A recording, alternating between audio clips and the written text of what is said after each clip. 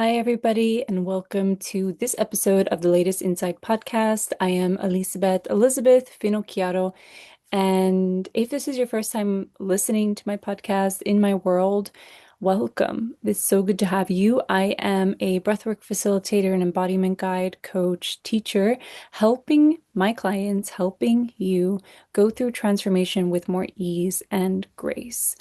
Not saying that it's always easy, but it gets to be done with more ease. I really, really believe that that is like the foundation of my work. I work with topics of self-trust, self-worth, self-belief. I'm a trauma-informed professional, which means I understand the sensitivity of not forcing, not pushing, and really listening to the body. No agenda, non-interference, this type of vibe.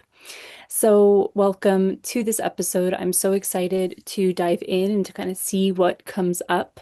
Sometimes I prepare notes, sometimes I don't, but the general idea of this whole podcast is to kind of sum up what has been going on the past month, what have been the topics, what have been certain themes that have been going on inside of my creative, reflective part of the work and processes that my clients are going through. Like, what are some themes? What are some things? I always weave in storytelling, and yeah, that's the vibe.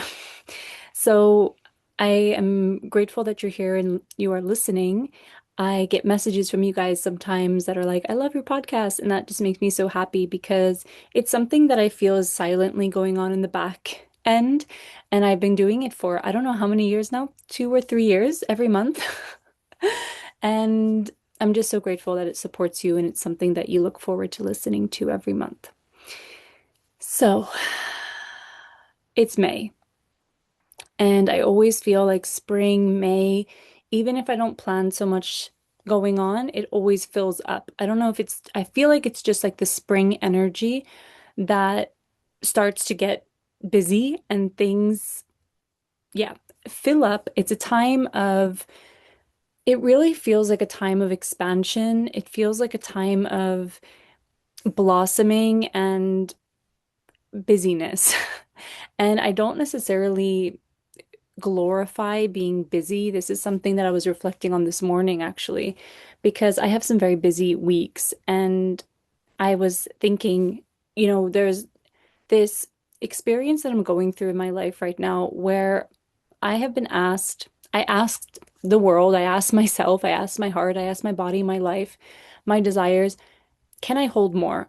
I want to expand my capacity. This has been a theme all year for me. It's kind of my theme of the year without really consciously choosing it, but kind of feeling it in my body. And that's something that I really suggest with intentions that you don't just make them up, but that you actually feel the rhythm. You feel like what do you actually have capacity for? I think making intentions based on something you conceptualize in your head is not as powerful as connecting to your body and being like, what is actually the next thing for me from a body perspective? And for me, it was very clear that it was about being able to handle more emotions, handle more conversations, handle more responsibility, handle more just life and not shutting down, not getting overwhelmed, not thinking I can't do it, all of these things. So being busy, I feel, is a part of expanding capacity where it's like, okay, if I had this much on my plate a year ago, 2 years ago, I would not be handling it well. I would be going around complaining that I'm tired. I would feel overwhelmed. I would maybe not show up full-heartedly because I would be like, oh, there's so much going on. Where I feel now in my life, it's like this is a busy period, and I'm not going to always have these busy periods in my life because that's not sustainable. But it's really leaning into that and realizing that, my June and July are looking really open, really spacious, and that just feels so good. So I'm curious with you as well how you are handling busyness in your life because there's seasons of that, just like we all go through it, seasons of things being more busy, seasons of, life kind of demanding more from you. And I truly believe your ability to regulate and lead yourself through these moments, it will completely change the way that you show up in your life. And you can't fake it in a way of if your body actually can't handle what is going on in your life, you might need to take some things off your plate. But if you're in a place where you're like, I asked to expand capacity. I asked for more responsibility. And if you're like a business owner, this could be like, I asked for more clients. I asked for more to serve more people. I want to put my work out. I want to do this thing. Like it's going to demand something of you. And we have to be able to meet that demand in a powerful way. Because if you meet that demand in a way of this is exhausting, this is too much, you're not going to be able to sustain that desire that you have. Where is the nuance here? Because it's like, do we always have to push and you know, feel like life is demanding all the time? No. I don't think so. I don't believe in that. But do I believe that there are periods of that? Yeah, I do. And how I handle them really set the tone for my whole life, really. How I handle stress, how I handle busyness, how I handle responsibility, how I handle needing to, be there. In the end of the day, it's like, how do you handle presence? It can be demanding. I know that I have a one-on-one client, and she tells me working with me is so demanding in the best way possible because there is a reality of how much can you actually show up over and over and over again when you don't want to. Like you really want to contract. You want to go to old conditionings. You want to check out. And in those moments, you don't. You come forward, you engage, you're here, you're willing, you're tired, but you're doing it. And you're happy and you're doing it. And you're sad and you're doing it. And you're just there and you're honoring your body and you're doing it. And you're slowing down, but you're doing it. And you're speeding up, but you're doing it. You're taking a break, but you're returning. That is more demanding. And especially in the beginning when you're creating new ways for yourself, it's like building something, right? Like in the beginning, it's demanding. You can build anything. It's demanding in the beginning. And then once it's built, it's built. So I'm really here for like lasting integration for my clients and in this work where it's like once we build something together, you have it. Of course, you have to maintain it, but you have it. So I really believe that building capacity is something that, of course, there's nuances here, and you could lose capacity if something was to happen to you that really set you back. We all have setbacks in life. We all have setbacks. Yeah. So now I feel like this was a really like big start of the podcast. Just gonna drink some coffee. My cute little cousins on the cup.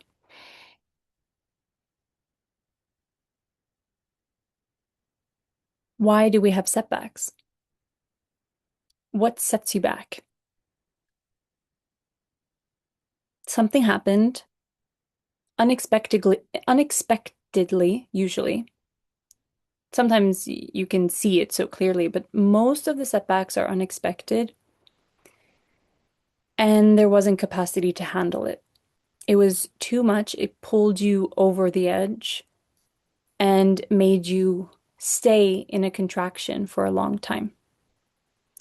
You can have setbacks that are a bit smaller. For example, maybe there was a situation you had to deal with something.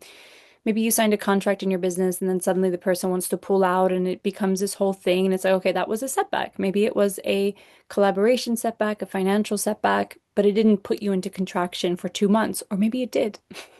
Maybe that really hit a deep wounding in you of trust and pressure and stress that you weren't able to like bounce back from. So I just want to normalize and validate the experiences that we go through when we are expanding capacity. There is a simple answer to almost all of your problems. And it became so clear this year for me. Because there's nuances for everything, but most of your problems, most of your setbacks, most of your traumas, most of your conditionings, your challenges and your fears, it's really noticing how can you lead yourself through it? And I know it sounds a bit like obvious, but if I don't know, I just heard it this year that just landed in a different way in my body because it gives this sense of personal responsibility. For many of us, it's not our fault, the trauma that we have. We were not in situations or environments that supported us fully for many of us, especially the younger trauma that formed. It's not your fault. When you become older, it's this feeling of, okay, this is not my fault, but how am I going to lead myself through it? How am I going to guide myself through this? This is the parenting maturation process. This is healing the heart work as well. So I feel like I started a bunch of things in that I wasn't even expecting to talk about. But expanding your capacity, I think, is a parallel energetic, a parallel process that is needs to happen when you are wanting to become more in your body, when you want wanting to develop as a person, when you're wanting to mature as a man or a woman in your life, if you want to have like a rite of passage into manhood, womanhood, if you want to really have this inner security, there needs to be a healthy way of relating to stress, pressure, pushing, a lot of things going on. Like you need to know yourself in that space too. Because I feel like a lot in the the world of desire and manifestation, we're really comfortable on the mat, or sometimes not, but we're really comfortable of dreaming and kind of knowing what we want. But then when it comes to stress and managing and doing kind of the unsexy stuff, it's like, no, but that's uncomfortable. I'm gonna shut down. I'm annoyed. I'm frustrated. Like, but that's the counterpart. That's the other part. Who are you behind closed doors is, if not more important than what you're writing on the journal. But I think what you're writing in the journal is very important as well. Okay, so all of this to say, I find the phrase leading yourself through it so empowering. Yeah, no one else responsibility or even sustainable possible that someone else leads us through it. Yeah, so I really believe guides like myself in my work, it's like I can't lead you through. I can be there for you. I can be there with you. I can inspire you. I can tell stories. I can teach concepts. I can calibrate. I can be a calibration. So my just me sharing and being so convicted in this and being an embodied example of it helps the calibration. Calibration means to, I don't know the exact definition, but it's the idea of syncing up to a certain thing.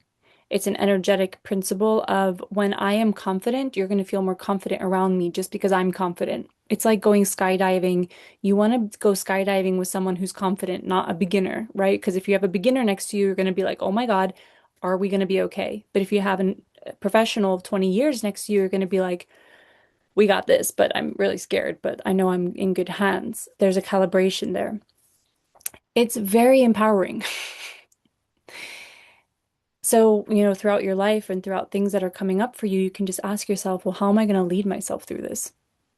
You can say that it sucks. You can say this is unfortunate. You can say this is not my fault.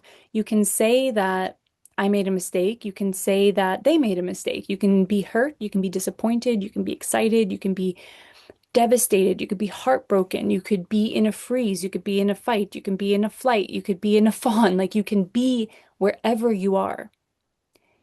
Just see if you can find the moment, find the place in your body that's like, but how am I going to lead myself through this? It's the only difference between people who are staying in loops and people who are moving through. People who are staying in loops in their lives, meaning they're not breaking through, they're not getting out of the roundabout, they're not getting out of the process loop, they're not, they they just keep validating of this is hard, which it is. So I'm not saying it's not hard. I'm not saying, any of these things, but it's like, and how are you going to do this? What are you going to do? How are you going to lead yourself? What's the next move for you? Because most of our challenges are going to activate something subconscious. Okay, here's a little piece for you. This, there's nuances. So I hope you just filter me and hear me in a lighthearted way and also the depth of this. Most of your challenges in your life are are quite neutral. When you can start to see your challenges more objective, like, oh, I got this extra bill. Oh, this person is uncomfortable with me and said this thing about me. Oh, there's a situation coming up here. Oh, I was late for this thing. Oh, I forgot this meeting. And if you can create more neutrality in your challenges in life, and you might have bigger challenges. I know I just said small ones. You could say, I have this health issue. My relationship isn't going the way I want it to go. My business isn't going the way I want it to go. You can even go macro and being like, this world is not really going the way I would like it to go. This my community, the society, the government, the way that we treat people, the way that we treat whatever, like you can kind of keep, amplifying it or small ones. When I say neutralize, it doesn't mean to take away that it matters.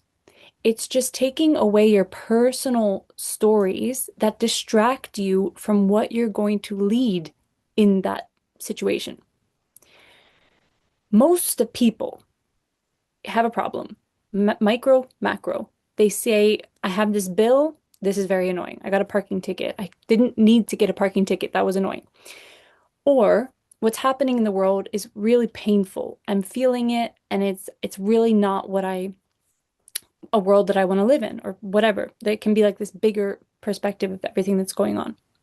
Or in your line of work, it can be like, I'm really feeling the way that society is made is not helping us connect to our bodies, right? So there is this big problem.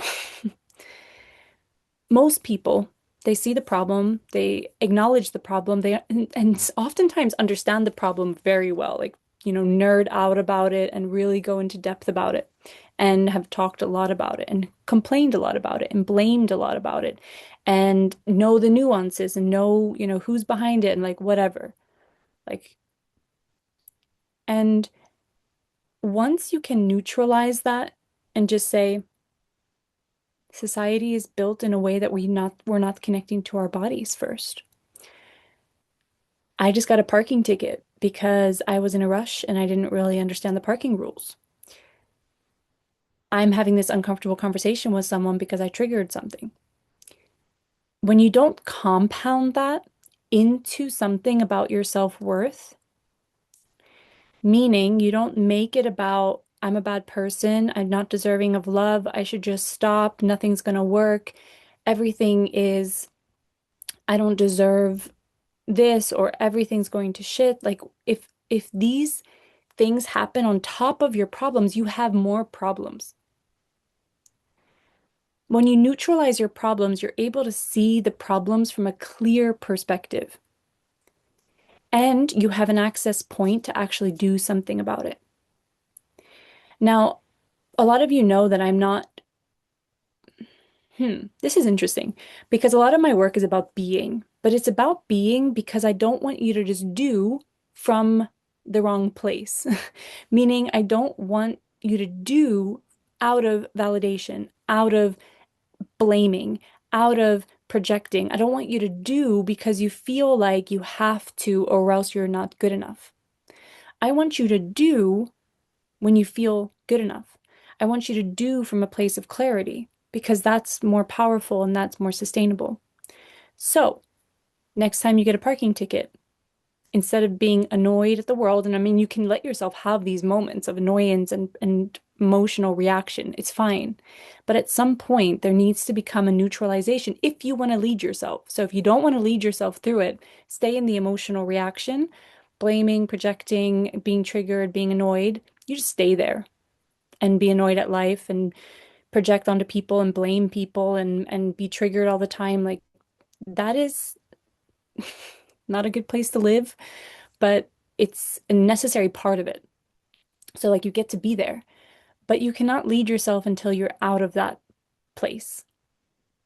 At least a little bit. So you can use emotions as fuel. So if I was, I can tap into the sadness of the world being not body based or trauma informed or breath based or sensitive to emotions the way that I would like it to be. But to be honest, it's not really my mission force. Some people use emotion a lot more as a leading force. For me, it feels more so you can resonate and just see where you're at with this because we all work in different ways. Some people are really emotionally driven in the way that they lead themselves.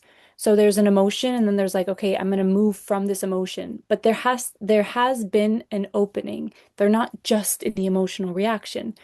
You probably have seen and have examples of people doing that, people leading only through emotional reaction. It's usually not grounded. It usually ends up hurting either them or the other person or the thing involved. It's usually not, taken in so well. And it can also stir things up. So, I mean, I'm not saying I'm holding the keys to to life here. I'm just kind of sharing different perspectives of how I see things and my reflections, my insights. So you can feel, you know, where are you? How do you use your emotions? How do you use challenges to lead yourself through? So let me see here. I just kind of need to tie this together.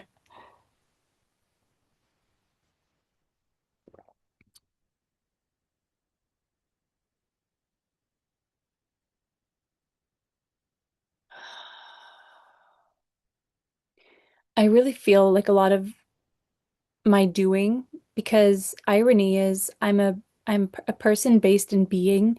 That's like the a red thread in my work and something that I really value. But irony is I do a lot.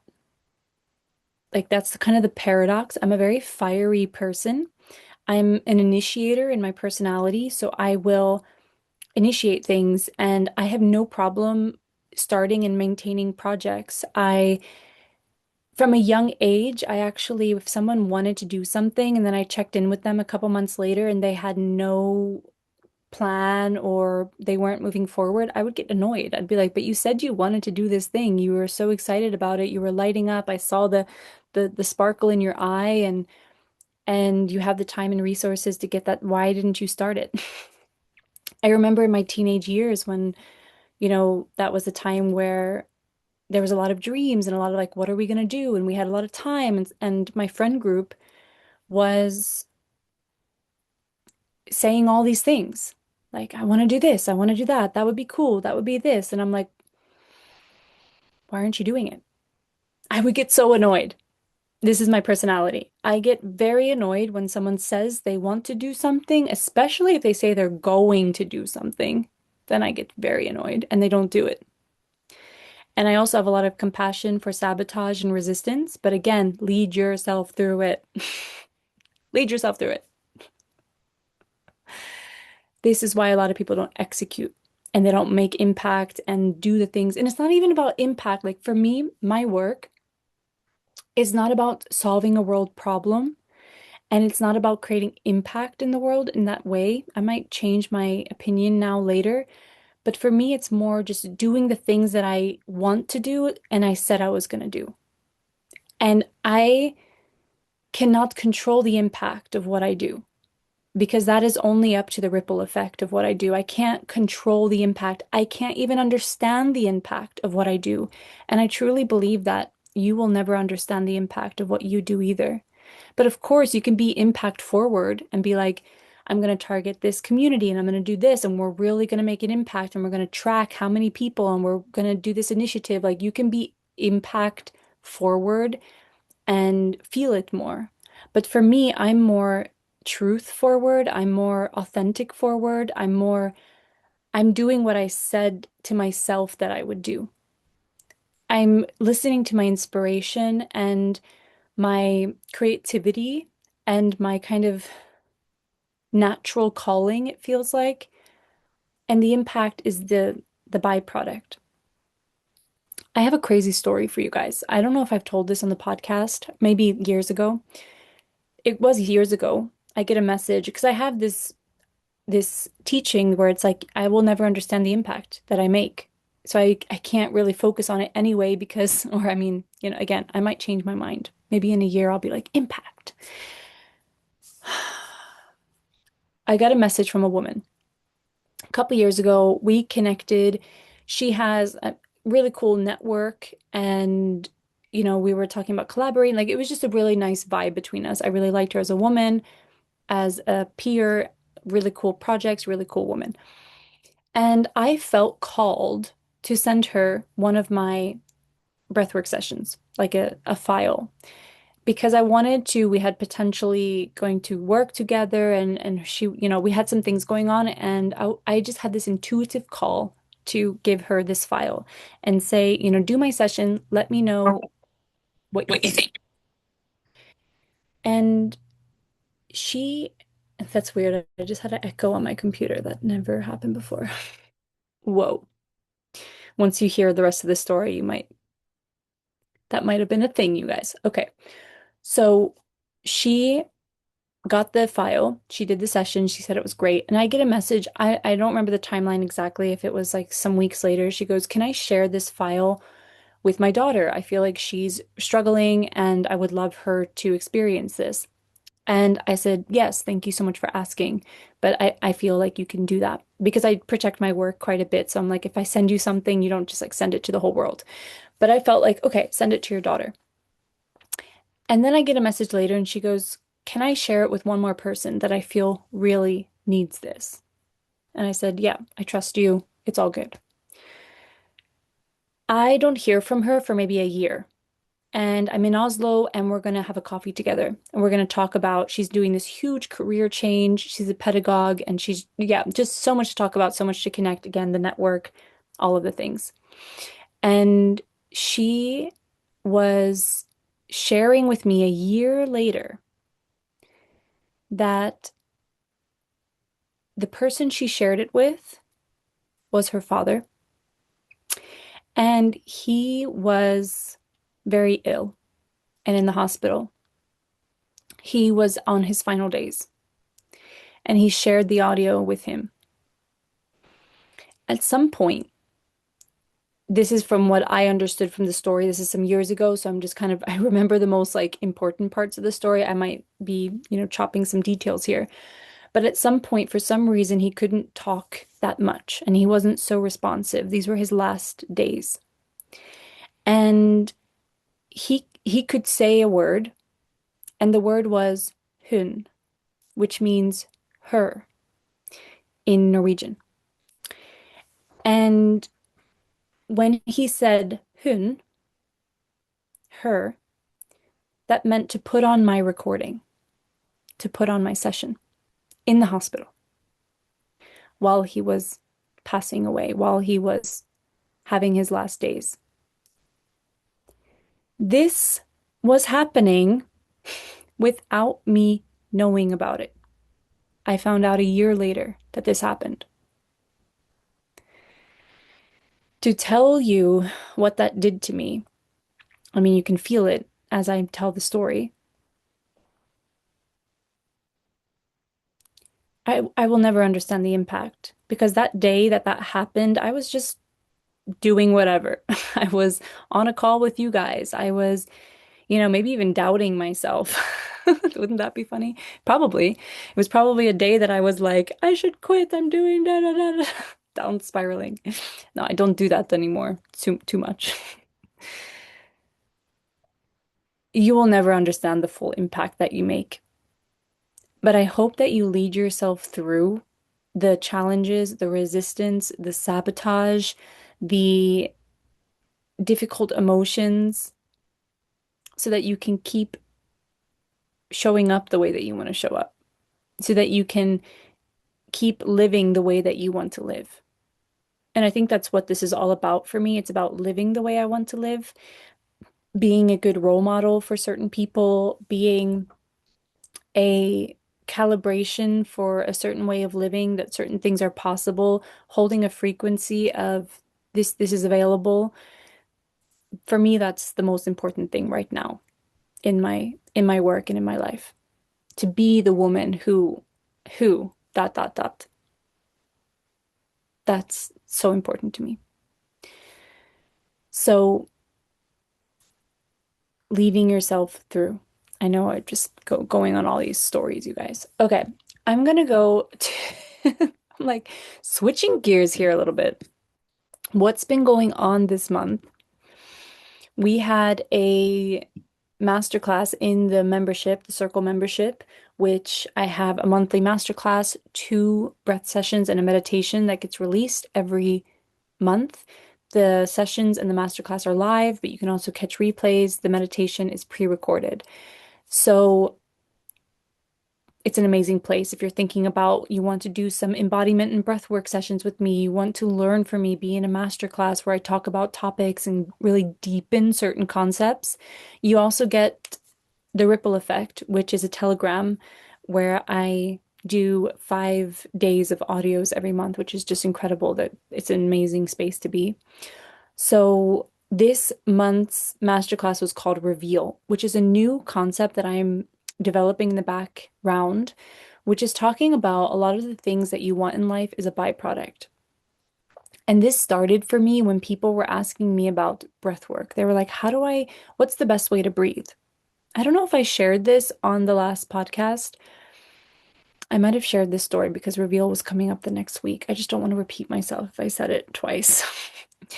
But the idea is we want to create safety and we want to create environments in the body that the body actually responds to. This is very important because you can be in a very safe place, but your body can still be like, danger, danger. It's like, you're in a safe place. No, I'm not. So you have to have that nervous system reality of like, if you're safe, feel the safety in the body. And then the next level is like, even if you're not safe, can you cultivate the safety in the body? So I truly believe once you can create a certain environment within yourself, everything you want is a byproduct of that environment. It just gets revealed, it gets shown. So you don't have to do so much if you are doing the inner work to get closer to your truth. This has been a huge thing for me this year that has completely changed my life. I've made huge decisions, talked about it on the last podcast. All the decisions I've made. I made three really big decisions and I shared them on the podcast.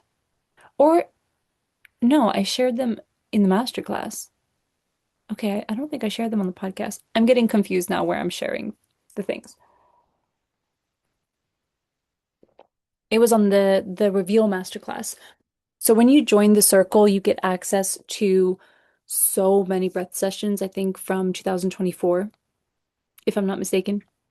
There is around 90 files in the podcast between breath sessions, master classes, and meditations. So there's so much content that you can just dive into right away, and then you have all the live things that are happening. So Reveal is the last master class. It's there. You can access it right away. And then there's Delicate Tornado that I did in April. There is, what else did I do? Um, what did I do in March? It's not on my calendar. There's some good ones. There's some good ones, you guys. Okay, so I had an event in Oslo, which went amazing, and I got so much good feedback on in Oslo, and I definitely don't do this work for the validation. I had to go through that process within myself, but I just got amazing feedback from the group, and they had done some research on me, they said, because there's a lot of new people. And they said, the reputation is speaking words. Like it's the holds a weight in the breathwork community in Norway at least, and that just made me so happy. They were so impressed of the trauma sensitive approach that I have, and they just felt so held, which this means so much to me coming from people who are well versed in the industry as well, like people who have been to a lot of courses, have done a lot of work on themselves. To get that feedback just means so much because I really am wanting to, or again, it's a byproduct because this matters and because I know how important the safety is, the connection, the presence, the slowness, the professionality is. The byproduct is that people feel very safe in my space. But I'm not stressing about people feeling safe. I am creating the environment for that. I'm holding the energy for that. So that was so nice to feel. It was an incredible group, and my last event for now is going to be June 11th in Oslo. So you're really welcome to join. I would love to have you if you're in the area. If you want to travel, that would be amazing. Okay. So what else was happening? I just came back from Denmark. I have been doing a level 2 and 3 trauma-informed bodywork training, which has been my priority the past year to go deeper into being trauma informed. My approach has always had a trauma informed naturalness to it, but getting the training for me has been, it just feels so necessary. I think all professionals working with people need to have some sort of trauma sensitive or trauma informed education because it's just a code that we all have within us. We all are having responses and traumas from young childhood that are affecting us as adults, and we need people that can effectively hold that space and understand those processes and be able to rewire instead of re-traumatize when working together because there's a lot. There's like relational parts. There are uh, yeah, I mean, mostly with working with people, it's like the relational trauma, which is one of the biggest ones. So it's just been so inspiring to be the student. I really feel like teachers are integrated students. So the more that I learn, even though I'm not somebody who's just like taking every education, I don't do that. I really deepen the things that I have, and I don't bounce around to all the things, even though there's nothing wrong with that. I just feel like I, again, am a person that's like when I say I'm going to do something, I do it. So I do the things I do very fully, very fully. It's a bit intense sometimes how fully I go with things, but that's just how it is. So, beautiful people, I'm going to round off and I want to share a little bit what's happening, what's going on, where are the entry points right now to my work. Currently, today, if you're listening to this or if you're listening to this in a couple days, we are starting the 11th edition of Healing the Heart. This program is something very special because it's a big body of work, meaning there's a lot of topics and time and concepts and processes inside that have created a whole yeah, body of work, a collection of information and experience when it comes to emotional intelligence and personal initiation. What I mean by this is kind of going full circle in the beginning of personal responsibility and maturation, of becoming the man and the woman who, like being the man and the woman in your life, not being the little child in your life, not leading yourself through reaction and emotion, but actually leading yourself through clarity and perspective. This is what healing the heart is all about. I call it a resource program because it's for you to really get tools. I am known for simplifying things, which is kind of crazy for me because I had a belief many years ago that I'm like so complicated and I complicate things from a young age. But it's so funny that throughout the years, I am somebody that also maybe through that process has desired clarity, simple clarity. If I don't feel it in my body, it's not clear. I don't teach what it's not clear. So for me to come with these concepts of regulation, boundaries, communication, maturing emotionally, how to lead yourself, how to relate to yourself, how to understand and rewire your conditionings and your trauma, and how to really be compassionate and at the same time responsible, like all of these concepts that can feel like a lot and they can feel like, yeah, many different ways of saying things. My goal and what I feel that I'm very good at in my work is to simplify it and actually give you tangible things to apply to your life. Because if you can't integrate it, then you can't really do anything with it. And I want you to do things with my work. I want you to get results.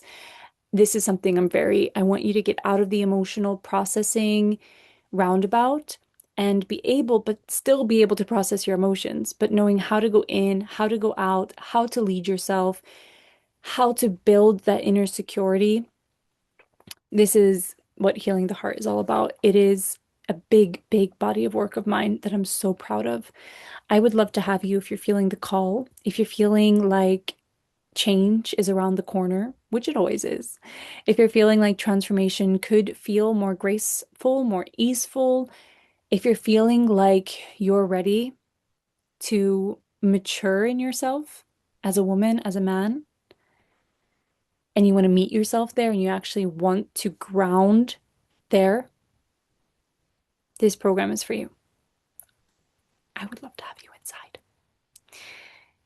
I'll put the link in the show notes, and you can always send me a message if there's any questions. The circle, you're always available to hop in there. There's no binding time, so you can stay a month, see how you like it. You can stay years. I have members that have been in there for 3 years, 4 years, 1 year. It's really up to you. But it's a beautiful place to have breath work, the master classes, like something to tune into to keep your accountability, to make sure that you're having a session with yourself 1, 2 times a month, to make sure that you are, yeah, staying plugged into a space that supports you. That's the biggest thing here. So you have that, the ripple effect membership. It's a smaller, my mini membership, I call it. It's $29 a month. The circle, $99 a month. Healing the Heart, $333, 6-week program. So there's different ways to enter my world right now. Also, there's one-on-one work available. So if there's questions about that, reach out to see if we're a good fit. I have some different options for that. I love going deep individual when you're ready for your process, your questions, your specific timeline to be, yeah, to get attention. And my one-on-one work includes healing the heart. So if you're kind of like want to take it to the next level, I really could recommend jumping into one-on-one and then having healing the heart with that. So I also have training program. The next round is in September. So we have time to kind of feel into if that's a next step for you as well. And a training retreat coming up next week outside of Oslo in Norway. It's a 5-day retreat where we are going to be training trauma-informed facilitation and conscious connective breath work. So I'm really excited about that as well. I think that's all for now. I hope there was something here for you. Not every single thing I say needs to be like a profound thing. If there was just one thing that you can take, run with it. And if there is a little opening of there was something here for me and I just felt it, then I could really recommend entering one of my spaces to see if working together could be supportive for you. I'm just so convicted and so confident and that if we're a good fit, if you're feeling the resonance, we can do incredible work together. I'm just so confident about that. And the people in my spaces, in my community, my clients, they're just so warm, loving, intelligent, resourced people. So you might be able to even find, the perfect mirrors, future friendships, different things in my community as well. So I'm sending you all so much love. Thank you for listening to this podcast. Feel free to give me a little like on Spotify or YouTube, depending on where you're watching or listening. And if you want to join the live recordings of these podcasts, I'm going to put the link down below as well, completely free. Come hang out with me with some coffee and we can chat. And yeah, stay connected. I'm sending you all so much love. I will see you next month for the June episode. Bye, everyone.